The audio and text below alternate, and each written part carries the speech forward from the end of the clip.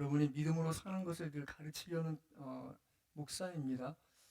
여러분이 믿음으로 살고자 하실 때는 가장 기본적으로 자기 자신과 자기 자신을 분리시키지 마셔야 돼요. 무슨 말이냐면 우리는 포장하기 쉬운 존재예요. 아담과 하와가 죄를 범했을 때 제일 먼저 뭐 했습니까? 자신을 숨겼죠. 무슨 말이에요? 하나님 앞에 자기를 가리고 숨기는데 우리의 죄된 본성이 있어요. 그래서 위장하기 쉽고요. 포장하기 쉬워요. 우리가 무슨 말, 어떤 태도를 하든 항상 우리는 그런 데 능한 자인 것을 깨달으셔야 돼요. 하지만 하나님 앞에 설 때는 그 모든 것을 내려놓을 수 있으셔야 합니다. 그 모든 껍데기를 내려놓고 하나님이 모든 것을 아신다는 것에 출발을 하셔야 됩니다. 오늘 그런 장면들을 같이 나누겠습니다. 고맙습니다. 예, 오늘은 민수기 광야에서 같이 말씀을 나누겠습니다.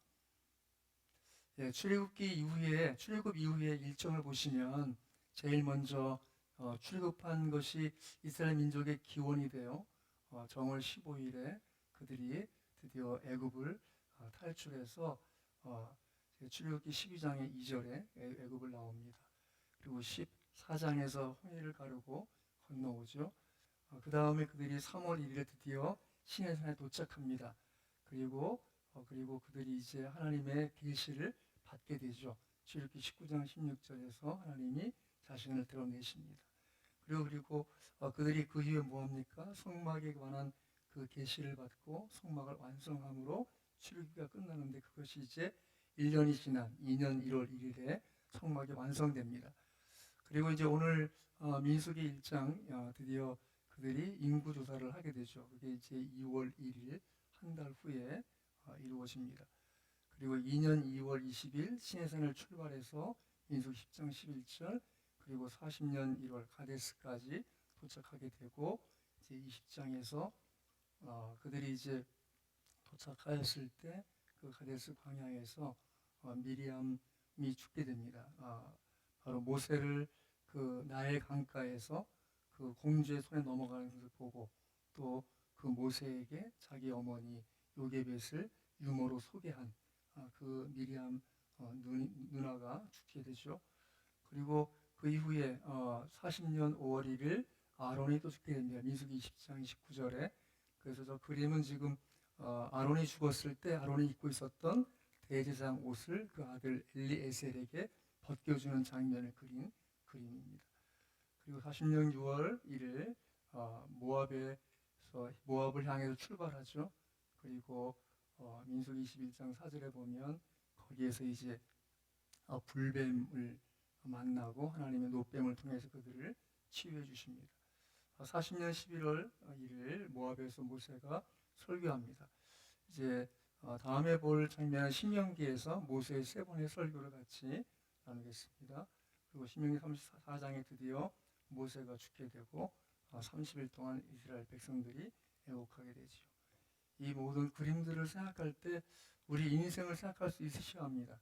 믿음의 여정이란 죄의 노예였던 우리가 이 광야 생애를 거쳐 그리고 가나안 땅인 천성에 입성할 때까지의 과정이 우리의 인생 믿음의 여정입니다.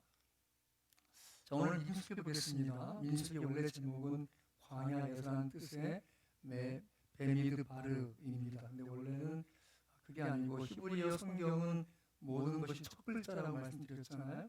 그런데 이 첫 글자가 바로 말씀하신이라는 와예다베르예요. 그런데 이제 히라버 성경 70인용으로 바꿀 때 그들이 아리트모이라고 번역을 했어요. 그것에 의해서 이제 백성의 수를 세다. 그 민수기라고 중국어 성경에 되어 있고 그래서 우리 성경도 민수기라고 되어 있는 거예요. 자, 민수기 1장에 제가 한번 읽겠습니다. 시작.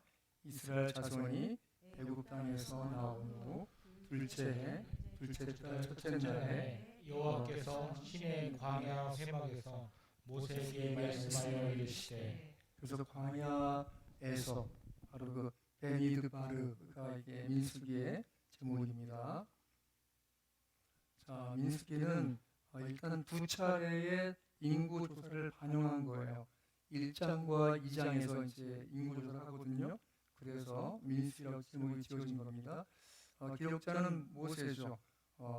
여호와께서 모세에게 이르시되라는 표현이 무려 80회 나옵니다. 신약의 여러 저자들도 그것을 증거하고 있고요. 기록 연대는 출애굽 2년 2월 20일에 이스라엘 백성이 시내산에서 출발하여 38년간의 광야 생활을 마치고 요단 동편 모압 평지에 이르기까지의 여정이 기록되어 있습니다. 모세는 광야 생활을 회고하면서 모압 평지에서 아마 했을 것이라고 여겨집니다. 기록 목적 같이 한번 천천히 읽어볼까요? 시작. 본서는 지치고 힘든 여정에서 오는 원망과 불평은 곧 믿음의 실패와 수많은 장애를 가져왔으나 그때마다 하나님은 초월적인 역사로 택한 백성들을 먹이고 입히고 고치고 치유하는 은혜를 베풀어 주셨다. 이런 광야 생활의 모습은 노뱀 사건이 단적으로 보여주듯이 세상을 볼 때는 실족하고 실패할 수밖에 없지만 주님의 십자가를 바라보는 순간 생명과 구원을 얻게 되는 단순하지만 강력한 신앙 메시지를 던져주고 있다. 민수기는 어떤 주제로 정리하기는 좀 이게 혼란스러워요. 그래서 크게 어떤 장소로 구분해 보는 것이 가장 합당한데, 그래서 아마도 이것이 저자의 기술 그대로, 모세의 기록 그대로 전수되었을 것이라고 보는 거예요.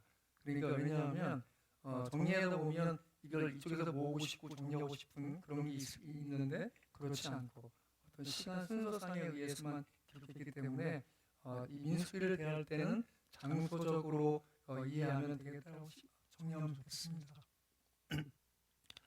내용을 좀 정리해보면 이렇습니다. 1장에서 10장 10절까지는 시내산에서의 출발 준비, 그리고 10장 11절부터 25장 18절까지는 광야에서, 그리고 26장 1절에서 36장 13절까지는 모압 평지에서의 출발 준비.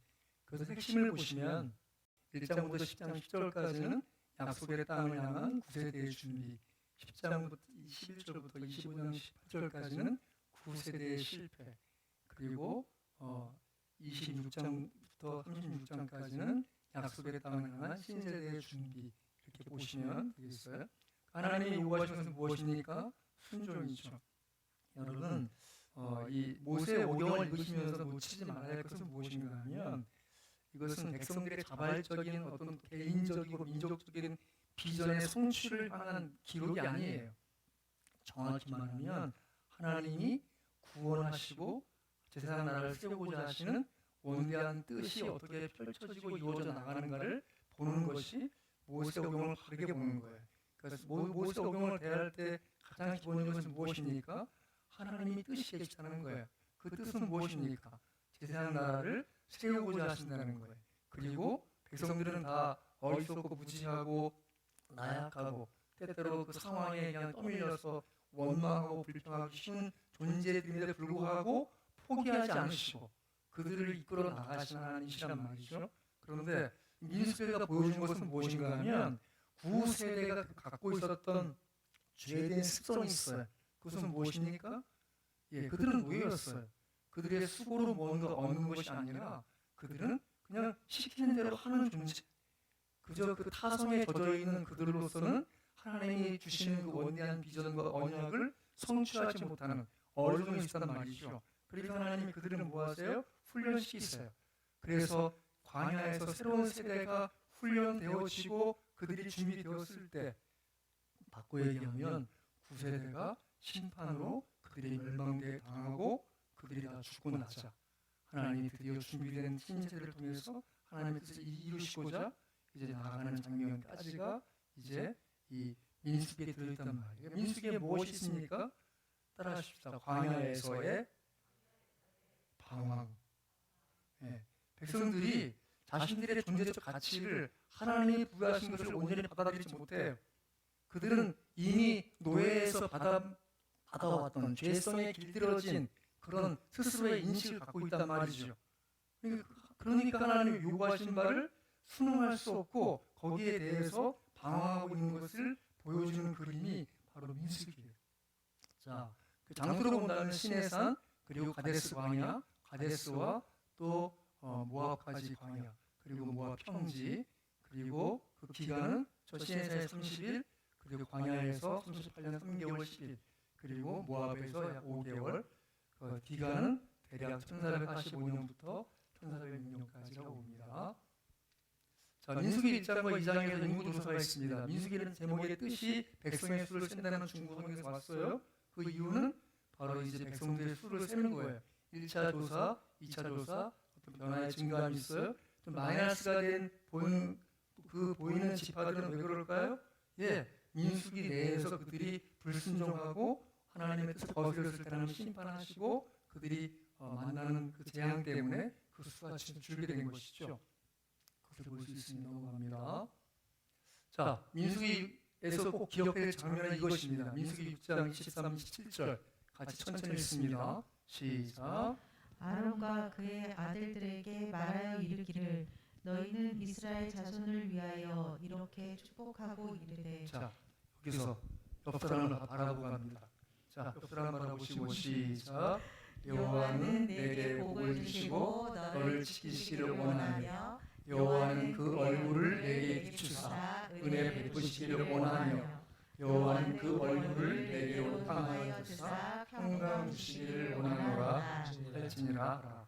그들은 이같이 내 이름으로 이스라엘 자손에게 축복하시니 내가 그들에게 복을 주리라. 여러분, 이것은 아론과 그의 자손들, 정확히 말하면 레위 지파, 세상 지파들이 다른 12지파를 향하여서 받은 바 축복의 권세예요. 또 그 확장된 개념으로 본다면 이스라엘 나라는 제사장 나라로서 이 세상의 모든 민족을 향한 하나님의 대사장적 사명을 가지고 그렇게 하나님의 그 축복을 선언할 권세를 받는 지파의 민족이었지만 그 사명을 감당하지 못했던 거예요. 그래서 그리스도를 통해서 우리에게 그 사명과 은혜가 좋은 일을 믿습니다. 따라하십시다. 나는 이 세상을 축복할 제사장적 권세가 있습니다. 믿습니까? 아멘. 여러분은 당당하세요. 하나님은 여러분을 통해서 누군가에게 은혜 베푸기 원하시고 하나님 주시는 평강 베푸시기 원하시고 하나님 주시는 그 복을 전해주기를 원하시는 믿습니다. 믿습니까? 그것이 우리 가정의 존재 이유라고 생각하세요. 우리 가정이 우리만 잘 먹고 잘 사는 것이 아니라 우리 가정 때문에 우리 이웃이 우리 딸들의 혹은 자녀들의 친구들 집안까지도 복을 받는 거예요. 믿습니까? 그런 은혜가 있으셔요. 우리 교회는요, 우리 교회 때문에 경기 남부 지방에 28개 교회가 복을 받는 거예요. 믿습니까? 저는 최소한 그렇게 생각을 해. 여러분 언제나 자원하는 마음을 가지세요. 믿습니까? 따라하십시오. 나는 하나님의 축복의 은혜의 통로입니다. 믿습니까? 잊지 마세요. 나는 축복의 사람이고 나는 은혜의 사람이고 우리 가정은 축복의 가정이고 우리 가정은 은혜의 가정이다. 믿습니까? 우리 교회는요, 우리 교회는 은혜의 교회고 하나님의 축복의 교회고 예수여 그리스도가 그렇게 우리를 삼아주셨어요. 믿습니까? 그걸 믿고 고백하는 것이 믿음이지. 자, 신약에서 민수기의 인용이 있습니다. 신약에서 여러 부분에서 민수기의 내용들을 인용하는데 이것의 내용들을 다 살펴보면 좋겠지만 여러분들의 마음의 시간을 좀 아끼기 위해서 넘어갑니다. 그래서 네 가지 보겠어요. 자, 먼저 민수기 12장 볼까요? 민수기 12장 7절 말씀 같이 한번 읽겠습니다. 시작. 내 종 모세와는 그렇지 아니하니 그는 내 온 집에 충성하니라.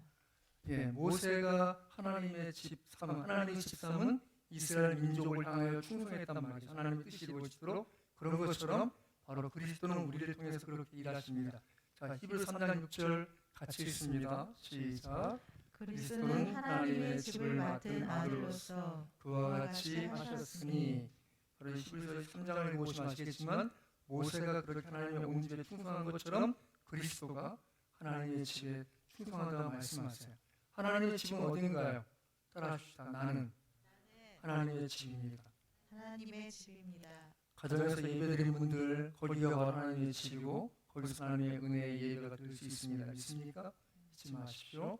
자, 두 번째 볼것은 16장 5절입니다. 민수기 16장 5절 같이 한번 읽습니다. 시작. 고라와 그 모든 무리에게 말하여 이르되 이르되 아침에 여호와께서 자기에게 속한 자가 누구인지 거룩한 자가 누구인지 보이시고 그 사람을 자기에게 가까이 나오게 하시되 곧 내가 택하신 자를 자기에게 가까이 나오게 하시니라. 디모데후서 2장 신청 말씀을 보시면 주께서 자기 백성을 아신다고 말씀하셨어요. 그 아신다는 의미는 뭐예요? 오늘 5절 말씀을 보면 여호와께서 자기에게 속한 자가 누구인지, 거룩한 자가 누구인지, 또 그 사람을 자기 가까이 나오게 하시되 그가 택하신 자를 자기에게 가까이 나오게 하시니, 여러분이 하나님을 가까이 하고 나아가고 있다면 여러분은 하나님의 택하신 자고 그분이 부르신 자고 그분께 속한 자고 그분 안에서 거룩한 자가 되는 믿습니다. 하나님을 아시는 것이죠. 여러분, 하나님은 우리를 통해서 그분의 거룩함을 드러내기 원하시고 그분이 이 세상을 통하여 하실 일이 있음에 대하여 드러내는 존재로 우리를 사용하고 있음을 잊지 마시기 바랍니다. 자, 민수기 21장 보겠습니다. 21장 8절 9절입니다. 민수기 21장 8절 9절입니다. 시작. 여호와께서 모세에게 이르시되 불뱀을 만들어 장대 위에 매달아 물린 자마다 그것을 보면 살리라. 모세가 놋뱀을 만들어 장대 위에 다니 뱀에게 물린 자가 놋뱀을 쳐다본즉 모두 살더라. 예, 우리는 상처가 나면 거기에 뭔가 의료도 조치를 해야 한다고 생각을 해요. 그런데 하나님은 믿음으로 낫기도 하세요. 여러분, 우리가 무슨 약을 먹고 뭔가 치료를 받아야 치료가 옮겨질 것 같고 나을 때도 있지만 그것이 일반적인 은총 아래 있는 것이지만 특별한 은총이 있어요. 정말 누구는 기도하고 나아요. 누구는 하나님 앞에서 믿음으로 고백하고 나아요. 누구는 기도 받고 나아요. 왜죠? 믿음으로 하신 일이 있단 말이죠. 그것이 바로 이 민수기 21장 8구에 보이는 불뱀과 놋뱀의 그 사건을 보여주는 것이고 그것이 요한복음 3장 14절 같이 한번 읽습니다. 시작. 모세가 광야에서 뱀을 든 것 같이 인자도 들려야 하리니. 그렇게 바로 예수 그리스도께서 십자가에서 이 땅에서 들리고 또 부활한 그 무덤에서 들리는 것을 믿는 자는 바로 그렇게 불뱀에 물린 자들이 모세가 만들어 놓은 놋뱀을 바라보고 나온 것처럼 믿음으로 구원받은 줄 믿습니다. 그것이 바로 이 민수기에 보여주는 그림이죠. 자, 민수기 26장 65절 보겠습니다. 민수기 26장 65절 같이 읽습니다. 시작. 이는 여호와께서 그들에게 대하여 말씀하시기를 그들이 반드시 광야에서 죽으리라 하셨습니다. 이러므로 여분의 아들 갈렙과 눈의 아들 여호수아 외에 한 사람도 남지 아니하였더라. 예, 이 민수기에서 보여주는 이스라엘 민족의 방황과 실패는 바로 우리에게 믿음의 본보기가 되는 것이죠. 그래서 고린도전서 10장 6절 말씀 보면 이러한 일은 우리의 본보기가 되어 우리로 하여금. 자, 고린도서 10장 11절 비슷한 말씀 기록되어 있어요. 같이 한번 읽습니다. 시작. 그들에게 일어난 이런 일은 본보기가 되고 또한 말세를 만난 우리를 깨우치기 위하여 기록되었느니라. 아멘. 그들의 실패는 우리의 교훈을 위한 것이고 그들의 방황은 우리의 바른 목적과 방향성을 위해서 기록되는 거예요. 잊지 마시고 넘어갑니다. 자, 출애굽기 17장 1절 같이 한번 읽겠습니다. 시작. 이스라엘 자손의 온 회족이 여호와의 명령대로 신 광야에서 떠나 그 노정대로 행하여 르빔의 장막을 쳤으나 백성이 마실 물이 없는지라. 6절 내가 호렙산에 있는 그 거기서 내 앞에 서리니 너는 그 반석을 치라. 그것에서 물이 나오리니 백성이 마시랴. 모세가 이스라엘 장로의 목전에서 그대로 행하니라. 여기 지금 출애굽기와 민수기를 읽다 보면 두 번의 반석에서 물이 나는 사건이 있어요. 한 번 하나님이 반석을 치라고 하세요. 근데 거기는 르비딤의 장막을 쳤을 때고 그 반석 위에 하나님이 서시겠다 말씀하시고 그 반석을 치라고 했을 때 모세가 그 명령 그대로예요. 근데 민수기 20장에서는 자 20장 1절 같이 읽습니다. 시작. 첫째 달에 이스라엘 자손 곧 온 회중이 신 광야에 이르러 백성이 가데스에 이르더니 미리암이 거기서 죽음에 거기서 장사되니라. 17장 1절에 보면 거기도 신광야야. 20장 1절에서도 신광야야. 그런데 17장 1절에서는 르비딤의 장막을 쳤다고 되어 있는데 민수기 20장 1절에서는 가데스에 이르렀다고 되어 있어요. 자, 20장 8절 있습니다. 8절부터 그 다음까지 다 있습니다. 시작. 지팡이를 가지고 내 형 아론과 함께 회중을 모으고 그들의 목전에서 너희는 반석에게 명령하여 물을 내라 하라. 내가 그 반석이 물을 내게 하여 회중과 그들의 짐승에게 마시게 할지니라. 우리가 너희를 위하여 이 반석에서 물을 내야 하고 모세가 그의 손을 들어 그의 지팡이로 반석을 2번 치니 물이 많이 솟아나오므로 회중과 그들의 짐승이 마시니라. 여호와께서 모세와 아론에게 이르시되 너희가 나를 믿지 아니하고 이스라엘 자손의 목전에서 내 거룩함을 나타내지 아니함으로 너희는 이 회중을 내가 그들에게 준 땅으로 인도하여 드리지 못하리라 하시니라.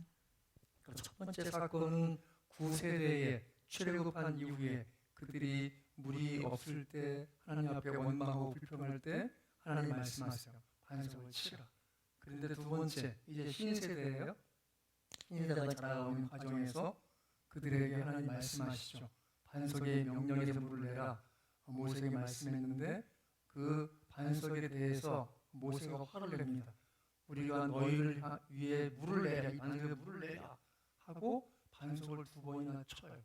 근데 이 보면 원문에 보면 반석을 2번을 강하게 때렸다는 의미에서 반석을 2번 때렸다는 의미예요. 그런데 그것은 하나님의 뜻을 거스르는 거예요. 하나님은 이 첫 번째는 반석을 쳐서 물을 내길 원하셨고 두 번째는 말하여 하나님의 온전한 순종과 거룩을 드러내길 원하여서 말씀하셨는데 모세가 욱한 거죠. 그래서 반석을 2번 때렸어요. 근데 그것은 하나님의 거룩함을 드러내지 못한 것이라 말씀합니다. 그래서 왜 그렇습니까? 자, 고린도서 10장 4절 같이 한번 읽습니다. 시작.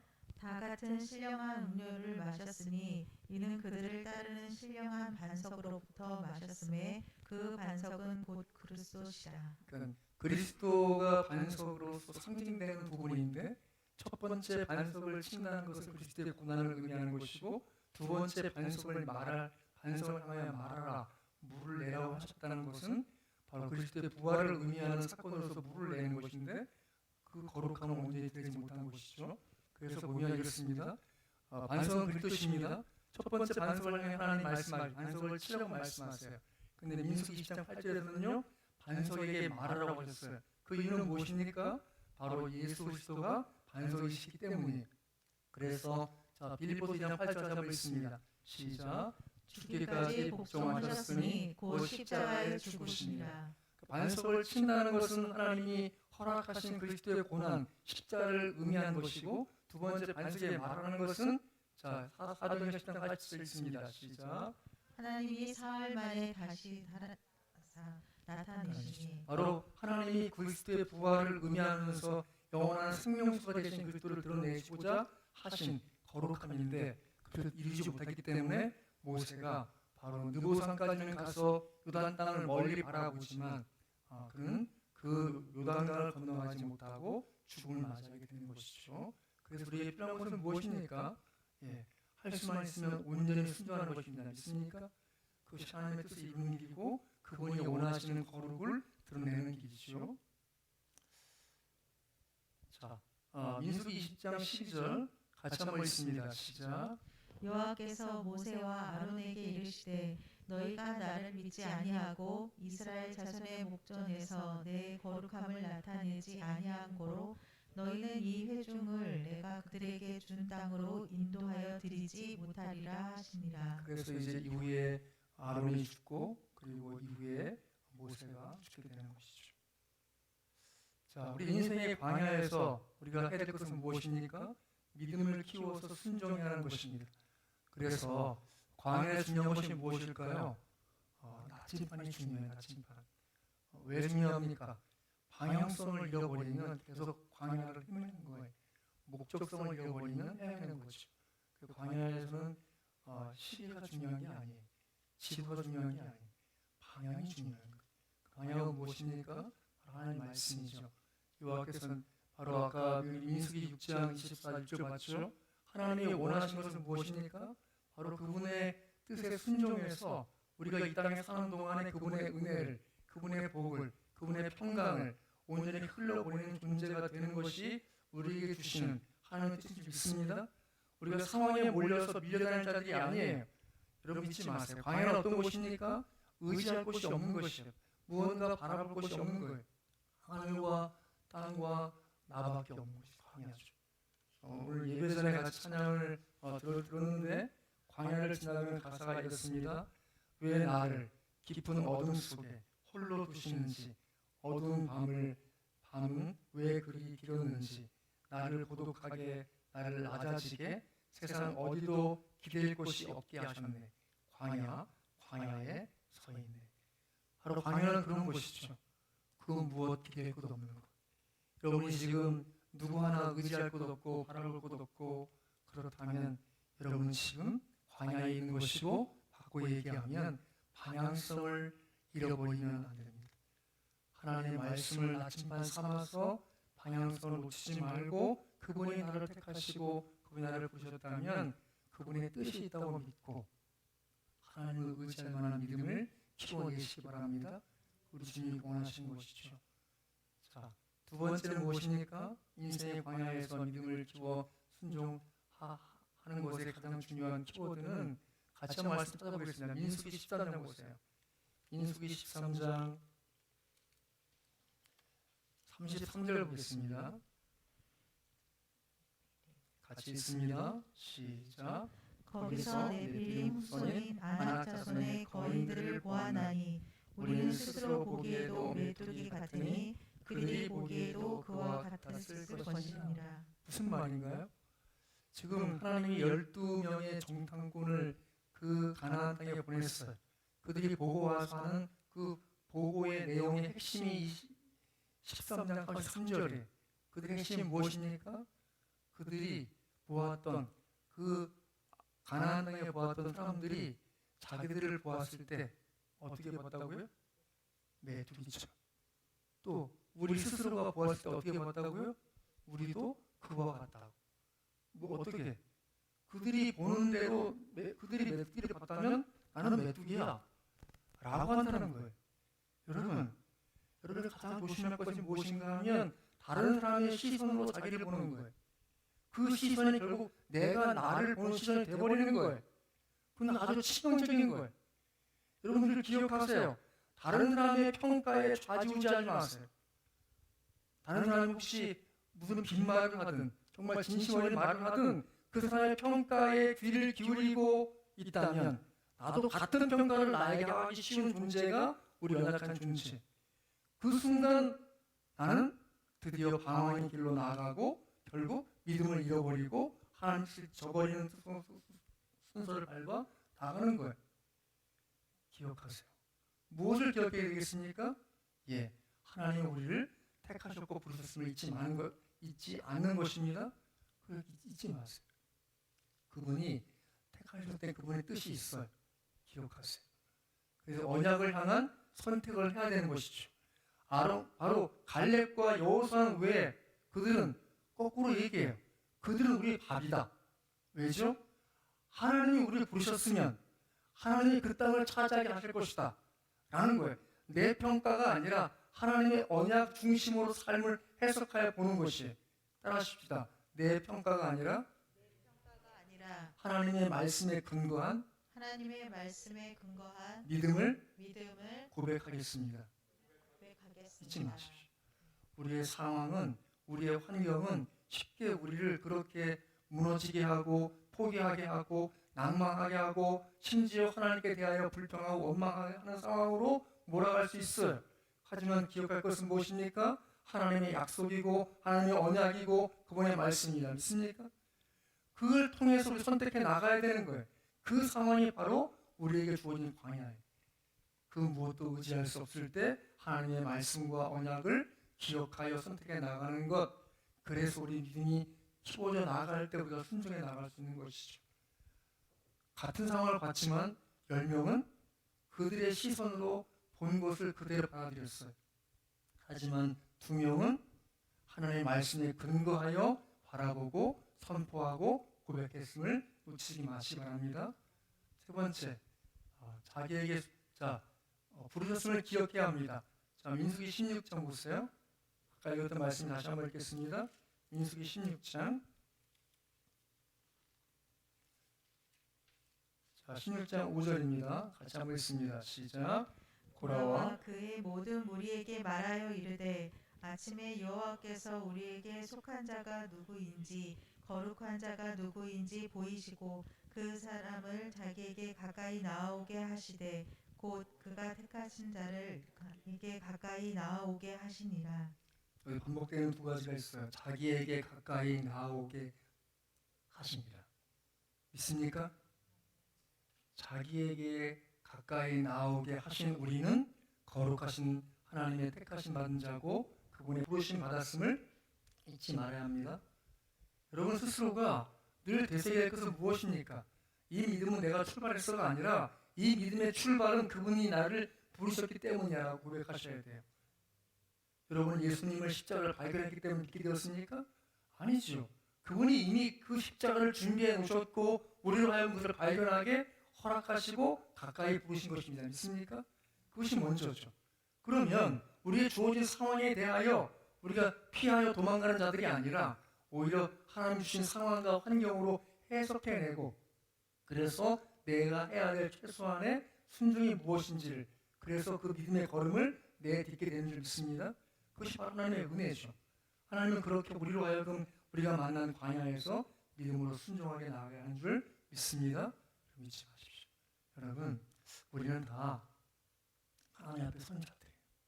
제가 오늘 새벽에 묵상한 것들을 좀 읽어드리고 싶어요. 하나님 앞에 서면 무엇을 깨닫습니까? 저는 제일 먼저 하나님의 그 크신 뜻을 다 깨닫지 못하는 제 스스로를 깨닫습니다. 오늘 새벽에 저는 이렇게 고백했습니다. 주여 나를 떠나소서 나는 죄인으로소이다. 누가복음 5장 8절에서 베드로가 한 고백입니다. 또 뿐만 아니라 누가복음 18장 13절에서 세린이 이렇게 고백합니다. 하나님 나를 불쌍히 여기소서 나는 죄인으로소이다. 여러분 믿음이 좋다는 것은 위장하고 포장하는 것이 아닙니다. 자기 안에 있는 그대로를 하나님 앞에 내어놓는 것입니다. 믿음은 하나님 앞에서 자신의 내면적 상태를 토해내는 것이다. 가시적인 태도로부터 돌아가는 것입니다.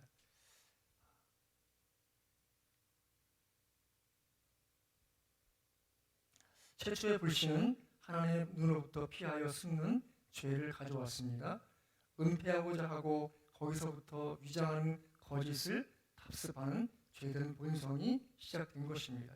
결국 그것은 숨고 숨기는 은폐를 지나서 아닌 척 위장하고 자기의 분리와 분열까지 일으켜 자신이 누구인지조차 잊어버리게 하고 잃어버리게 되어 주체를 상실하여 사람됨을 지나서 악기가 되기까지 되고 마는 것입니다. 자기 포장, 자기 위장, 자기 분리, 자기 분열, 자아 상실에 이르러 결국은 멸망의 길로 끌려가고 마는 것입니다. 그리스도는 그러한 우리와 관계를 맺으시기 위해서 당신의 살을 찢으시고 그 피로 우리를 씻기시고 우리를 상실된 자아를 되찾아 일치시키고자 하고 계신 것입니다. 그래서 자기의 죄를 고백하고 자신의 거짓을 끊고 돌아서서 자아 일치를 이루어냄으로써 자신을 용서하게 하신 하나님의 힘을 힘입어 자기를 용납하고 자기 자신의 허위와 외식을 과감히 노출시켜 자신의 죄있음, 자신의 거짓됨, 어리석음, 연약함을 오히려 자랑하게 함으로써 속죄하시고 위해 죽으신 그리스도가 드러나게 함으로써 새로운 인생이 시작된 것을 감사하게 여기고 오히려 새로운 인생으로 또 다른 영혼들을 초청하고 초대하시는 것을 드러내게 하시는 것입니다. 여러분 우리가 죄인이 아닌 척 혹은 거꾸로 뒤집어서 죄인인 척 해야 한다는 것이 아닙니다. 그저 그렇게 자기 실체를 마주하고 하나님 앞에서 진실되게 자기 자신을 하나님 앞에 드러내는 그런 습관적 훈련이 되어야 될 줄 믿습니다. 그럴 때 우리는 의식하지 않고 있는 그대로 하나님 앞에 나아갈 수 있습니다. 하나님은 그렇게 있는 그대로를 당신 앞에 내어놓는 자들을 통해서 그분의 뜻과 영광을 드러낸 줄 믿습니다. 바로 민수는 그런 것을 보여주고 우리에게 본보기로 열어놓은 것입니다. 여러분과 제가 언제나 어디서나 그리스도의 용서를 받아들이고 그분의 죽으심을 통해서 내 모든 거짓이 드러났음을 스스로 인식하고 고백하고 그렇게 진실된 믿음으로 승리하시는 저 여러분들에게 간절히 바랍니다.